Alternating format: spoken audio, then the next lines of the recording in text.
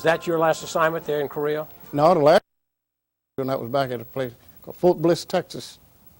Back in That's where I started, oddly enough. Went to a circle, back to Bliss, and it really tops. I worked in the air defense there, and we would on the staff we were preparing in the doctrine section of it of Fort Bliss.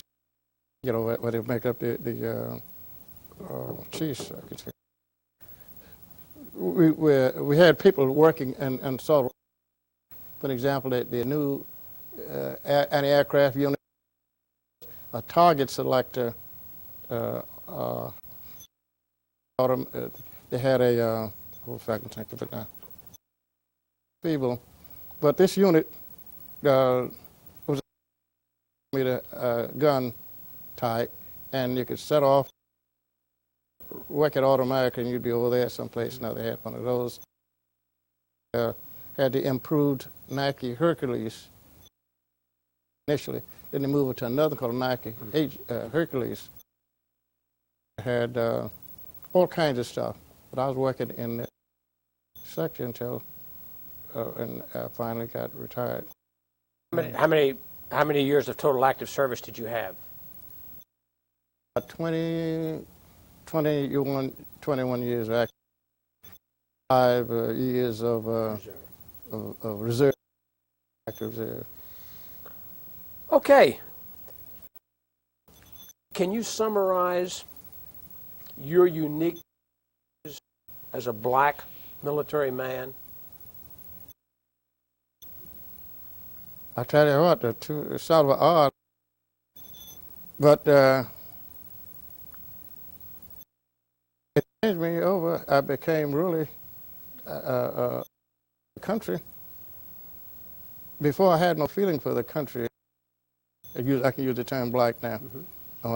As a black man, I had no feeling for it per se. For an example, I have a Marine friend of mine. We were in class at college, and he would say,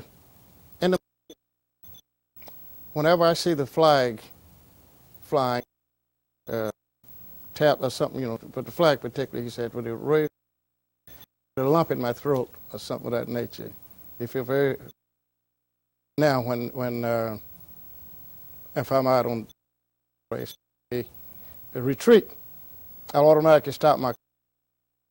You see, you know, nobody, but I do it. You see, and it changed me over on it, and I found out, too, that that country, it has a lot growing work to be done. But when I compare it to the other places that I have been, it was offered more than a lot of other countries do on it and on it. And of course, the biggest thing, the summary, I'd like to close on it, was it happened 2 years ago. No, 3 years, about 3 years ago. At Langley Air Force Base, I finally got a chance to fly. So imagine that, I was 70 years old, 70 some odd years old. But I finally got my dream to fly. And it went through, I don't know, I still wonder why I was picked to do such, because I've worked over there. For an example, I go over and I tell the new recruits coming in, new people at Langley, about my Tuskegee experiences, and we talked about it, but I always told them I like to fly. Well, anyway, one young guy, a major, heard my story. It took him 2 years, but he went all the way up to the general, and they decided, okay, we'll let this old geezer fly, you see. And the 6th, it was in June of 2 years ago, just before 9/11, I can remember that one. But in June, they decided they were going to let me fly. It took the old man, a guy named excuse, I can't call his name. But anyway, the 4-star general over there approved it. So they set up a time for me, sent me down to the flight surgeon, had me checked out. Flight surgeon came back and says, okay, take it easy. He's an old geezer, okay? Don't be too many, no, nothing fancy. He's tied together with chewing gum and baling wire and something. Take it easy, okay? And it's fine. So the flight, had a captain. Little captain said, went down, we went over the flight plan that we're going to be doing, which we're going to do and so. Just like I was actually going on a mission, I got stuff. And when the time came, went down on the flight line, 11 o'clock, we took off like so. Instead of listening to the flight surgeon, he decided to do his own thing, so we just went up just like so, and I thought I would die. All of a sudden, Christ, oh my God, I was going.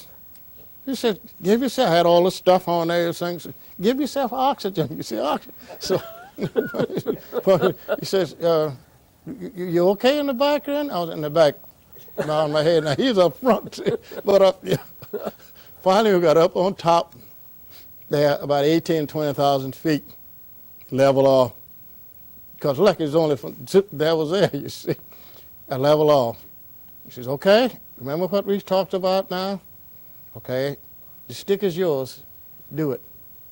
So put on it, went over by Manassas, King's Dominion, Richmond, down to Chesapeake, back home. Finally got it, I get lumps in my throat. Sure.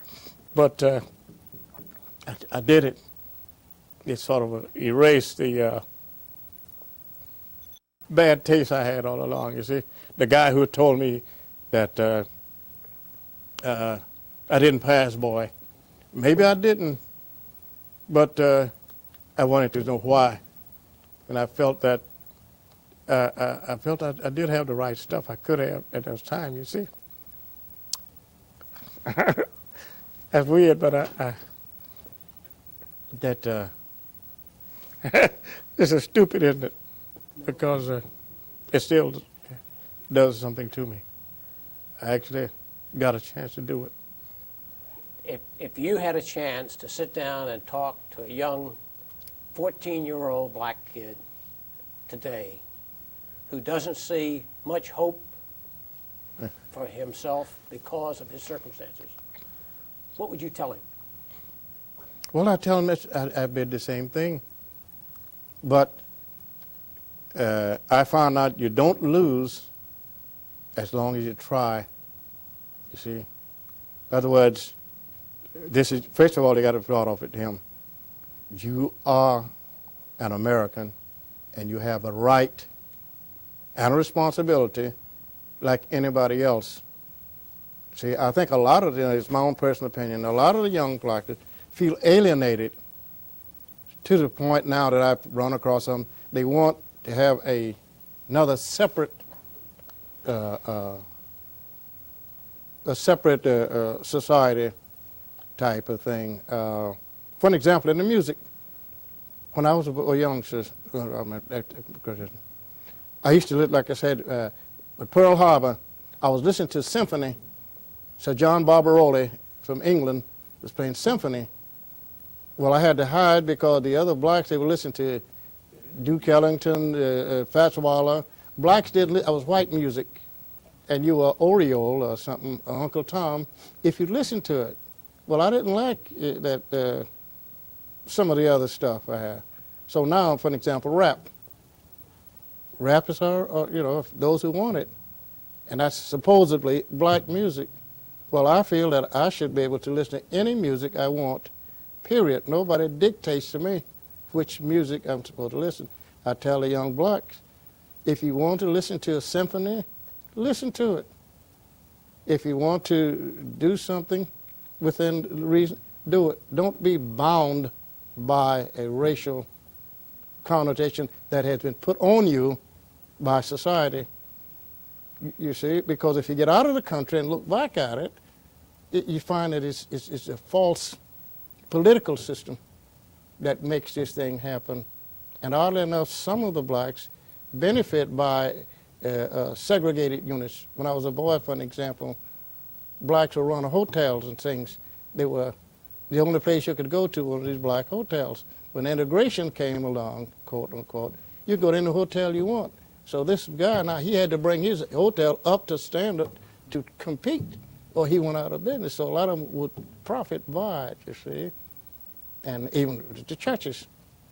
I had a fight with the church because at Maxwell Air Force Base in Alabama, before Martin Luther King became famous, I used to go to the church there, Dexter Avenue Baptist Church in Montgomery, long before Montgomery, because I could not go on the base there because whites and blacks could not sit in the same type of thing. This is the church, you see. And I later on, and I said, well, of course I made hay out of it real quickly here. I will choose whatever church I go to. I won't go at all because I don't understand a God who tells me that because I'm black, I have to go here when I want to go to the post chapel. I make the decision. You don't make it because German prisoners, Italian prisoners, and so forth, the war were treated much better than we were, you see. And I found out it's a false, but back to what you're saying, a lot of things is man-made. God had nothing to do with you going to this church or that church. You go where you feel comfortable because you're the one who's going to have to die. You're the one who's going to have to meet the Creator, you see, if you believe in it. If you don't, well, that's yours as a freedom. But I would tell them you have to first come to terms with yourself and the society. Now, society is going to continually do this, and it varies back and forth. It's much better than it was when I was young, but we still have these pockets of I call them, segregation type of themselves, okay? And a lot of them like to, young people, if they won't intermingle with whites because of what society will say about them. And I say, you don't look, for an example, you say, you got friends. I got friends. I don't have the whole white race. I have a man who happens to be white. He's a buddy of mine. There's another guy over here who's happens to be black. He's not a buddy of mine. He's a dope addict. He's a thief. He's a bum, period. This guy is a nice guy. He and I get along. There are others I don't get along with. In other words, individual. But you have to say, if they want to get along with your friends, fine. If you don't, then wrap them off. So I said, but that's what I said. But you have to move yourself out of this little pocket if you really want to live a full life. You see, because after all, you know, like the Tuskegee Airman, our guys, a lot of them are not around anymore. We just lost a guy a month or 2 months ago to Tuskegee Airman, Williams. See, all guys. But you can feel I live a full of life. And you're going to be isolated because your friends are not, the crowd want to do it. But those friends who are your friends, you'll live a much better life. Do it. But I would tell them that you do it. And don't be all black, all white, all red or something. You have to do it and deal with those who will allow you to do so. Well, Frank, we certainly appreciate you coming and talking to us. As always, you're just absolutely incredible. You just make me have chill bumps to talk to you. Anyone else have any quick questions? We're about through. Yeah. Carrie Wren. I had a couple of Yeah, please. I didn't know you were that, Carrie. questions that I wanted to ask you, but we're ending on such a positive note. There's one final question. I'm not going to ask those questions. No, go and say it. No. Say it, please. Okay. No, Negative. Two things. Yeah. There's three questions I wanted to ask. Number one was, from 1950 to about 51, well, until segregation really set in, how did you feel trying to command mostly white troops? How did they respond to you? Oh, I'm glad you asked that one. Geez, that's a good one. I had an incident. Okay, Wait, we need to stop because we need to get this on tape. Can you? I got 23 minutes left. Oh, I thought you were about through. Okay, I'm sorry. Yeah. Excuse me. No, that's good. Good. Ask that Listen, the incident, and as I'll try to take, in Korea, that's why I had my really going up. I was commanding this unit, okay? Koreans and whites and so forth, white unit. One of the young white guy, came over. There was a big commotion down at the barracks there. He had a Confederate flag he had brought back from the States down there in his area. And some of the black guys, if I use the term blacks, all right, they were going to take it from him and do something. And the word got up to me. I'm the commander. And I went down there, and here had this situation. They were all upset. And he was getting his buddies together, that's white guys. And here I says, okay, fine. No, I was really sweating. I said, okay, give me the flag. Give it to me. I went over and took the flag up, and I folded it. I says, okay. Back home, we are still fighting the Civil War, okay? 7,000 miles away. But over here, if you look at the map, we got 18 kilometers, and there are the North Koreans sitting there. Now, the North Koreans would be very happy to come down and clean us all up. Me and all of them, every one of them. And we fight among ourselves. They're happy to see it, okay? But this is your flag. Now, you give me this flag here. Now, this guy, I want you to fold it. Here's my orderly room, and here's my desk. Go and put it in my desk drawer, okay? And this way it'll stay. And any man who comes across in my desk and move it, they're going to have to pick him up because I'm going to break his neck. Leave it there. When you get ready to go home, I will personally give it to you and you take it home. But while here, you will salute and work the American flag, period. All of you here are Americans, whether you want to say it or not, because the guy had already told me I was American, you see. But this is where I told him, you see, that the enemy is always ready to take care of it, and the enemy does not discriminate. They shoot everybody equally, you see. And this is how we're doing. Now, a lot of them won't like it, and I told them one thing I had to set up. I am not in the game to be liked. I'm here to get you home if we have to kill the enemy to do so. Well, this is what I did. But I felt earlier that I got to know the guys as they are. And to me, it went over very good because I felt, first I had to get to myself and say that the discrimination and segregation is man-made. Man created it. Newspapers and different things like that foster it, people. If it's man-made, then you change it. Now, sometimes you have to endure, but you don't have to accept these situations, you see. And this is how it is. But I felt very comfortable with it. In fact, to say an old cliche, some of my best friends turned out to be white, you see. And I have guys to this day, from whenever they come through here, I got from, they always talk and stop by and see. See, if I may say, just like my students in Newport News. I have students who see me this day because I looked on them as being human beings, Americans first, and I treat them all as such. And guess what? They responded, and I had no problem at all. And we were talking about it, but said you got to say it. You are a different color of black. Don't change your color, for God's sake. Don't do it. Be who you are. They have to accept you as you are, or none at all. Well, that's how I got away. How do young blacks now, I mean the high school age, Yeah. when you speak to them now, Yeah. how do they respond to your talks? Believe it or not, most of them don't. They don't do most of them. Yeah, I didn't. You get one or two. In fact, I'm glad you mentioned it. We got to go to Suffolk tomorrow to talk to two schools over there at Suffolk. But they don't, so you see the system now is like in the tide. You maybe get one or two, because see, first of all, you have what you call peer pressure. Like I said, like the black guy told me, you're going to sit here in the hallway and be buddies, so and so on. I was pressure put on me because I didn't want to be called an Oriole or Uncle Tom or something, you see. But you got to be able to say, this is where I am. You're saying I'm an Oriole, but I don't say that. And you got to let the society stop running you. And that's what I try to tell them tomorrow at Suffolk when I go over. You must do what is right. You must do it with yourself.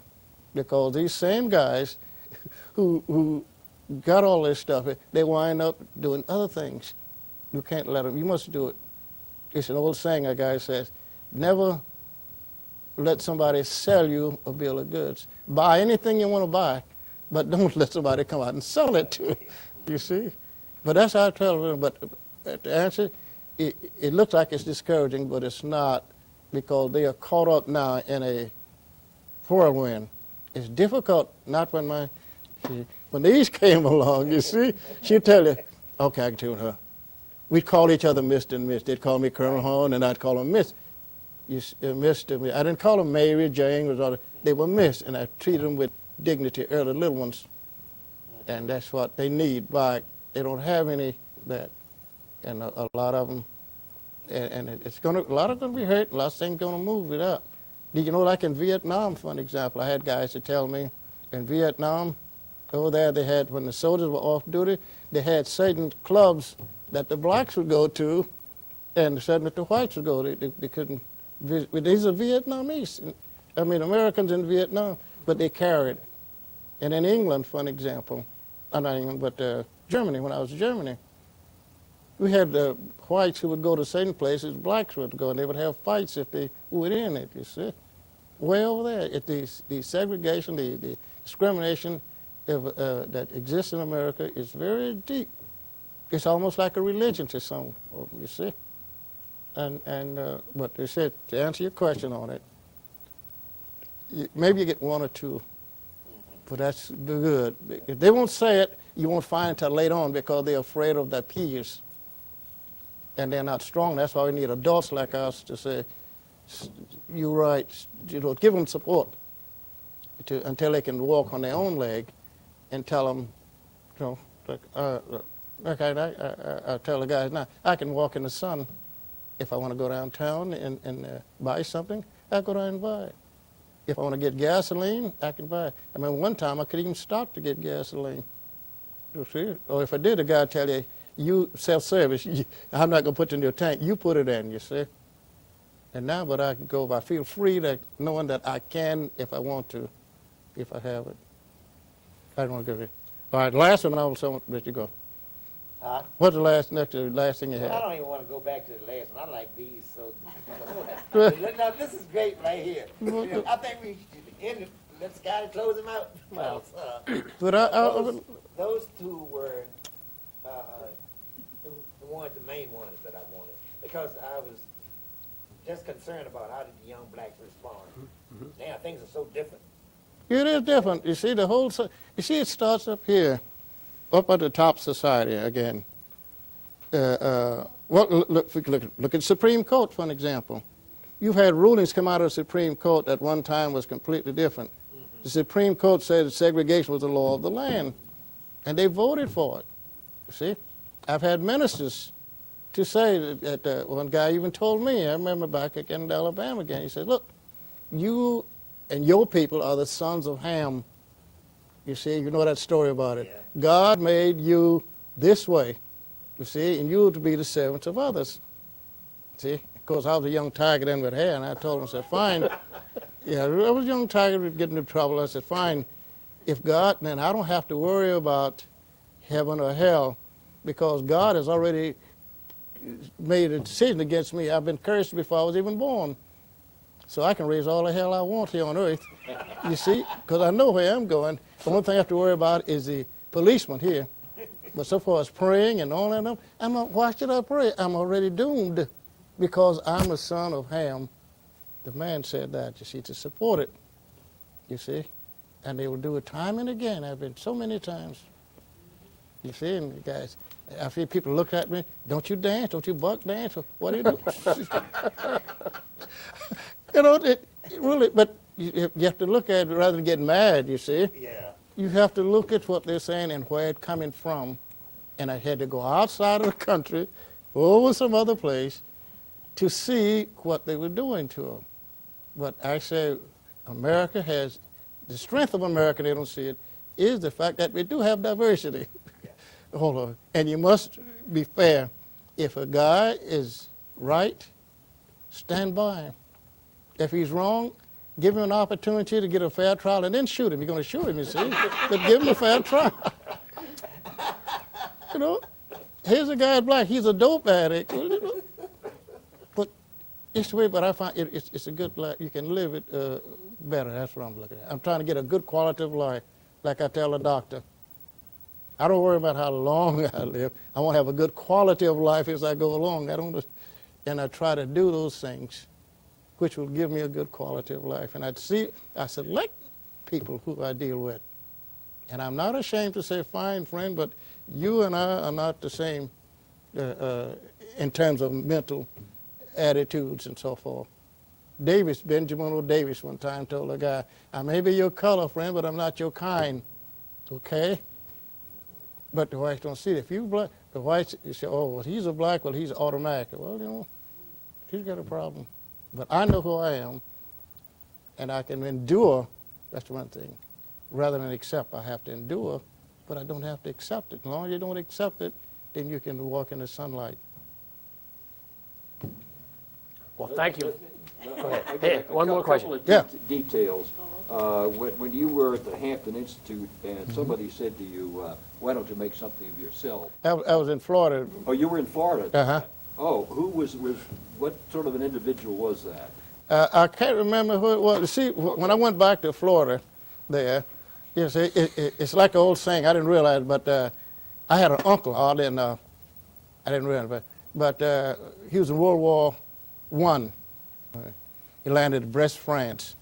And he was telling us about how the blacks, when they got there, General Pershing had all of them to take off the uniform, and the French took them over, and they had to go and fight with French uniforms on, see, at the time. This is in the book, but I thought they were just talking. But then he and the guys, old guys, just sit around, they'd say, how are you going to keep them down on the farm now that they've seen Paris? And I don't understand it. So how can I go back to Florida under the circumstances when I've seen other things? So I rebelled against it. And so he told me, the guy did. I forgot it in the barbershop somewhere. That's okay. He said, go someplace. If you stay here, you're going to get in trouble. Yeah. Go someplace. Yeah. Okay. When you were in Take your time. during the Cuban crisis, what was the outfit? Yeah, when you were in Washington, D.C. with the anti-aircraft outfit. Oh, around Fort Meade, Maryland. Fort Meade, okay. Fort Meade. What was the outfit? It was the 562nd, I believe it was. And I'm not sure. All right. I could get it for you because I got the certificate that they gave me. Okay. There. That. I'll dig that out. And where in From the- Korea, on the top of the mountain, the It's called Walmido. See, that's all the way. WLMI, WOLMI-DO. Walmido. It's in the harbor of Incheon. okay. You think of Incheon, and then this mountain is right up there where we had our anti-aircraft unit, a command post, they call it. So you actually had missiles at that site? Well, no, not at the site itself, but we had electronic control of missiles in the area, and our job was to what we would call a simple target selector. We had long-range radar, and we could pick up targets, and we would punch a button and assign them to different units, which was place it around and said strategic areas in Korea. And these were Nike sites? Yeah, Nike Nike sites. sites. Now, these were Nike sites. And you mentioned that it was a battalion-sized unit. At that time, you were a major. Uh-huh. And I wondered if you could remember what unit it was at that time. What was the number of the unit you were in command of? Serious in the trouble. We should call it. That's okay. We'll catch up with that. Yeah, I'll get it for you. But That's okay. Okay, when you were in the doctrine section there at Fort Bliss, yeah. again, do you remember what you were working on specifically? When you say doctrine, I guess that was, Well, they would. What do you call it? the plans, the Tactics? tactics, I guess. No, this is what do you want to call it now? Oh, I can't see. They'd have people to evaluate. For an example, let's see, there was like this unit, for example, they call it the Sky Sweeper on it. And we would evaluate it, the unit, how good it was. And new stuff would come out. Hughes Aircraft, for example, would come down and they would, well, we got Christ, I got stuff in my mind, I can't think of it. A whole bunch of stuff would come. I mean, guns, new,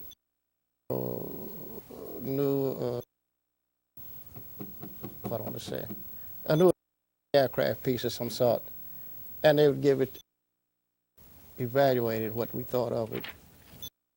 Okay, well, that's all I've got. Thank you. Really fortunate we had a chance to. I'm trying, I'm a little bit off, but I can't think. Dig up a lot of stuff I thought I had forgotten, and then it gets sentimental because I sort of relived it again.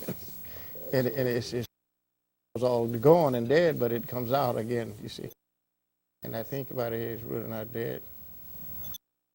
A tremendous experience, and it reaches to what it is for us, you know. Yeah. See, we never. I think I might say this one. I never thought, for example, ever reached this particular stage. I was on a sort of a day-to-day basis type, you know. I didn't. The next time, you know. But for example, the only thing I wanted to fly, I kept as a goal type. One day I said I'm going to fly. I felt it. That, you know, this was a job. And it's like piece by, and you tie them all together. I didn't just start off, get to this point here, I'm going to be this.